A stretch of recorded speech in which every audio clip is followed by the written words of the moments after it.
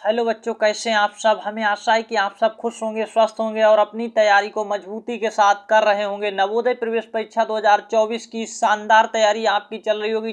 जिसका पेपर 20 जनवरी 2024 को है, वो सभी लोग इस वीडियो को पूरा अंत तक देखेंगे। आज के इस सेशन में हम मैथ्स के क्वेश्चन आंसर को सॉल्व करेंगे, रियल क्वेश्चन पेपर के क्वेश्चंस को दिखाएंगे। सच में आप ये फील कर पाएंगे और कैसे क्वेश्चंस आपके पेपर में आते हैं, और रियल में जो क्वेश्चन पेपर आता है उसी पर आपके क्वेश्चन आंसर का रिवीजन करवाएंगे। पिछले 4 सालों का ये रियल क्वेश्चन पेपर हमारे साथ यहाँ पर देखिए पीडीएफ के रूप में। तो अभी हम सीधे मैथ्स के क्वेश्चन आंसर पर चलेंगे, कैसे उसको सॉल्व किया जाएगा। और इसके संबंध में हमने पहले से ही वीडियो यानी अपलोड कर रखे हैं, 2 वीडियो अपलोड कर दिए थे। क्वेश्चन नंबर 41 से लेकर के यहाँ पर 50 तक हमने पहले ही सॉल्व करवा दिए थे। क्वेश्चन नंबर 50 सॉल्व करवा दिया था उस दिन। आज के इस सेशन में हम क्वेश्चन नंबर 51 से सॉल्व करवाएंगे। क्या हो जाएगा आंसर, ये सब कुछ आप अभी कमेंट सेक्शन में कमेंट्स करते हुए चलेंगे। तैयारी कैसी चल रही है आप सबकी, ये हमें कमेंट सेक्शन में एक बार बता देंगे सभी लोग। क्वेश्चन नंबर यहाँ पर देखेंगे तो 51 है, और आंसर क्या आएगा इसका कमेंट्स में कमेंट्स करेंगे। वह कौन सी संख्या है जो यहाँ पर 4, 8, 6 तीनों संख्याओं का गुणज है, ये आपसे पूछा गया है। बहुत ही अच्छा क्वेश्चन है। कैसे इसको सॉल्व करेंगे ये आपको यहाँ पर देखना है। तीनों संख्याओं का गुणज हो वो आपको यहाँ पर पता करना है। आंसर करेंगे कमेंट सेक्शन में। वीडियोज अगर आप देख रहे हैं हमारी तो लाइक कर दीजिए, और चैनल पर पहली बार हैं तो सब्सक्राइब कर लीजिएगा ऐसे ही शानदार तैयारी के लिए। ऐसे क्वेश्चंस को सॉल्व करने के लिए देखिए क्या करना होता है। 4, 8, 6 तीनों संख्याओं का गुणज हो, इसको ज्ञात करने के लिए आपको क्या करना है, इन तीनों संख्याओं का यहाँ पर एलसीएम लेना होता है। एलसीएम बोले तो लासा।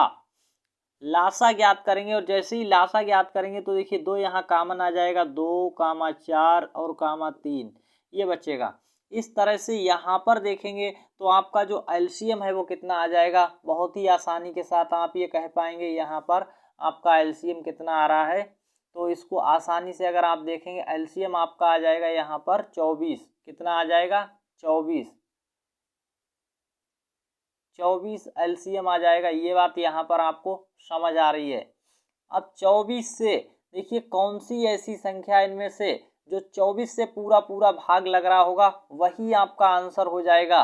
तो देखिए यहाँ पर जैसे इसमें आप भाग करके देखेंगे 24 से क्या पूरा भाग लगेगा।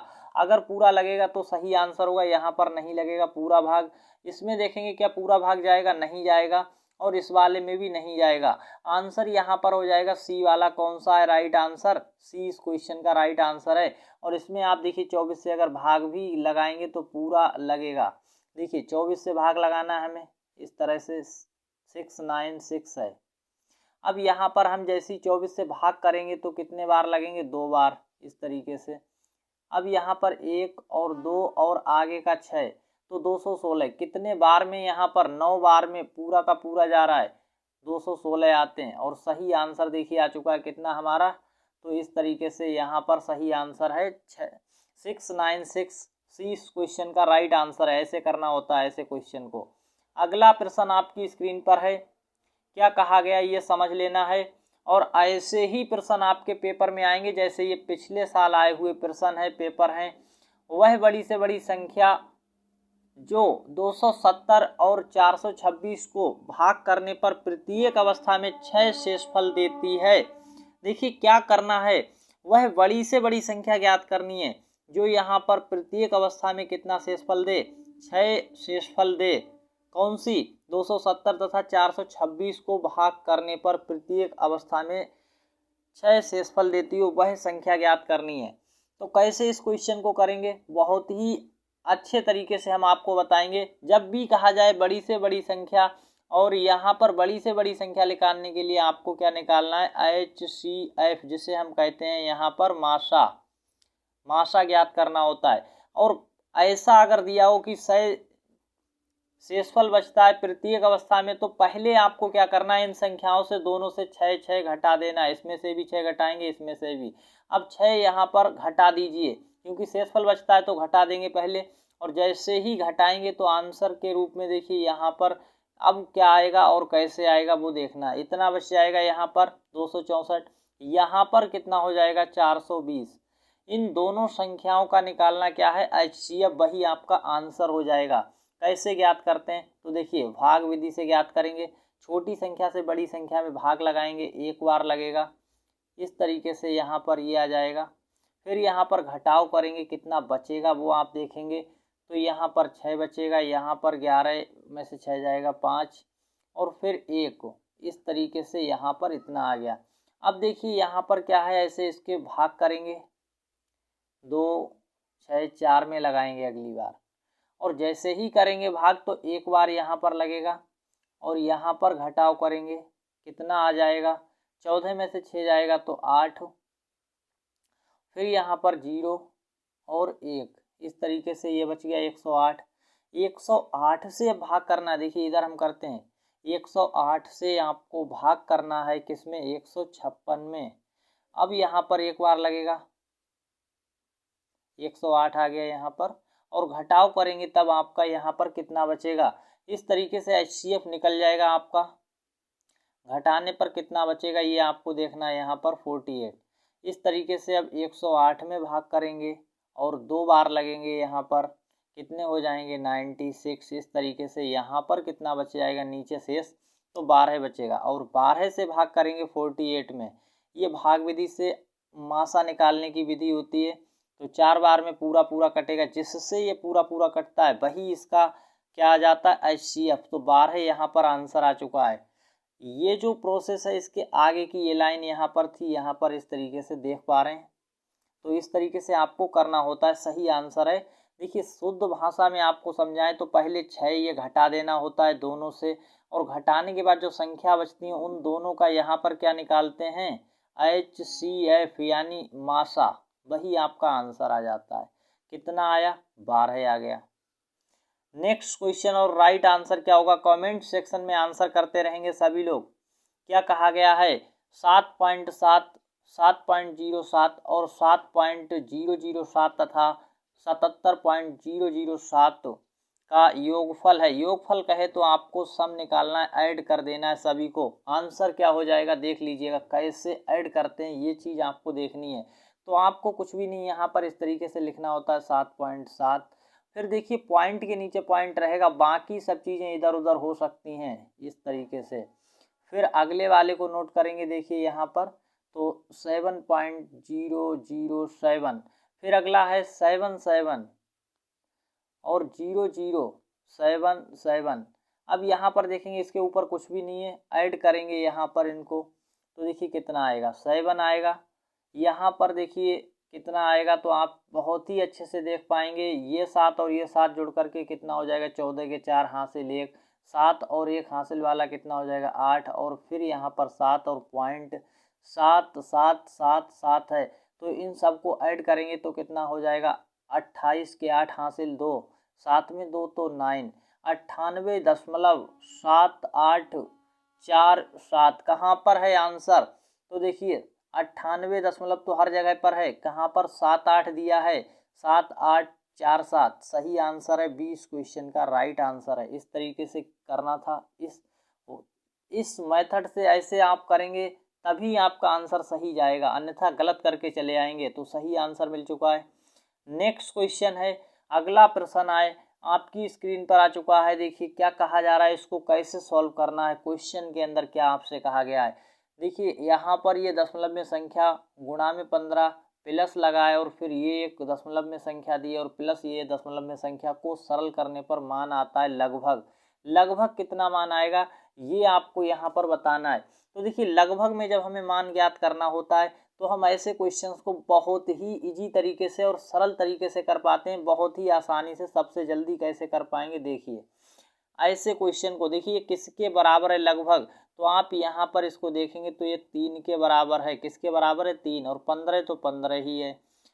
अब यहाँ पर इसे देखेंगे तो आपका ये किसके बराबर है लगभग, ये आप यहाँ पर देखेंगे तो लगभग ये कितना है ये आपको देख लेना है। ये तो लगभग 3 था, ये इतना समझ आया।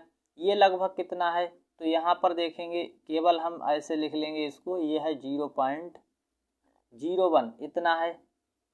और यहाँ पर ये लगभग कितना है ये आपको देखना है, तो ये 5 है, 5.00 है, इतना मानकर चलेंगे। अब आपका आंसर क्या आ जाएगा वो आपको देखना है। तो देखिए यहाँ पर इनका जैसे ही करेंगे और कितना आंसर आएगा, तो 15 तियाँ कितना होता है 45, प्लस करेंगे इसमें कितना करना है इस तरीके से, और ये यहाँ पर 5 है। अगर हम इसका देखिए पूरा भी गुणा करेंगे तो हमारा कितना आएगा, आपको हम बता दें आपकी जानकारी के लिए, 5 4 और 0, फिर आ जाएगा यहाँ पर 45, ये आ जाएगा आपका कुछ इस तरह से। तो यहाँ पर हमने 2 अंक तक लिया है दशमलव के, अगर यहाँ पर भी हम 2 अंक लेना चाहें दशमलव तक तो हम ऐसे इसे इस तरीके से लिख सकते हैं, 04 प्लस 0.01 प्लस 5.00। अब इनको सबको अगर हम ऐड करेंगे तो आंसर के रूप में क्या मिलेगा, तो यहाँ पर आंसर के रूप में आप देख सकते हैं 5 और 45 जुड़ कर के हो जाता है 50। दशमलव यहाँ पर देखेंगे 0 और 5, तो 0.5 की कोई यहाँ पर वैल्यू नहीं आएगी, क्योंकि अगर होता 5 0 तब तो हम इसमें 1 बढ़ा सकते थे 51, तो हमारा आंसर आ गया 50, यानी सही आंसर है सी वाला। ये अगर हम इतना भी रखेंगे तब भी हमारा आंसर आ रहा है, और इससे ही आंसर आ रहा है, देख सकते हैं ये। अगर ये लगभग में मान देखें तो ये बहुत कम है, इसलिए इसे हम छोड़ सकते हैं यहीं पर, और सही आंसर हमारा 45 + 5 बराबर कितना आ जाता है, राइट आंसर आपका आ चुका है सी। देखिए इसमें अगर हम यहाँ पर देखें तो ये 3 के बराबर है, और गुणा ये देखिए लगभग में तो ये कुछ भी मान नहीं है, लगभग इसे हम छोड़ भी सकते हैं क्योंकि 0.01 है, इसलिए इसको हम छोड़ सकते हैं। यहाँ देखिए 5.00 तो केवल 5 ले सकते हैं, तो 45 और प्लस 5 लगभग मान कितना आ गया 50, सही आंसर है सी। ऐसे भी कर सकते हैं। अगला क्वेश्चन है, शानदार है। एक रेलगाड़ी दिल्ली से 8:15 AM पर चलती है तथा अजमेर 2:30 PM पर पहुंचती है। रेलगाड़ी द्वारा दिल्ली से अजमेर पहुंचने में लगा समय आपसे पूछा है। ऐसे क्वेश्चंस को कैसे करते हैं शानदार तरीके से, तो आपको हम बता दें। देखिए अगर घड़ी में कभी भी यहाँ पर आप ये देखिए 4 बज के,